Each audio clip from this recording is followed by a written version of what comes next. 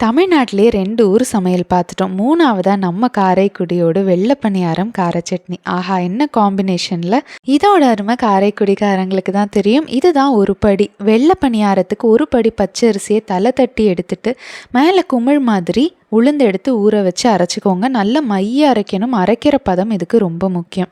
இதுலேயே உப்பு கொஞ்சமாக சர்க்கரையும் போட்டு கலந்துக்கோங்க. இதை புளிக்க வைக்க வேண்டாம். ஒரு அரை மணி நேரத்தில் நம்ம இந்த மாதிரி விட்டுடலாம். இதோட அழகே நல்ல உப்பி உப்பி வரணும். வெளியே நல்ல ரோசா பூ மாதிரி இருக்கணும்.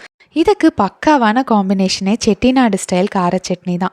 அதுக்கு வரமிளகா, புளி, உப்பு, இதோட பூண்டு, சின்ன வெங்காயம், தக்காளி எல்லாத்தையும் சேர்த்து அரைச்சிக்கோங்க. இதை நீங்கள் மிக்சியில் கூட அரைச்சிக்கலாம். இப்போ இதை நல்லெண்ணெய், கடுகு, கருவேப்பிலை இது எல்லாத்தையும் தாளிச்சிட்டு இந்த விழுதையும் போட்டு பச்சை வாசம் போக வதக்கினீங்கன்னா சூப்பரான கார சட்னி தயார். அடுத்து எந்த ஊருன்னு கமெண்ட்டில் சொல்லி காரைக்குடிக்காரங்களுக்கு இதை ஷேர் பண்ணிவிடுங்க.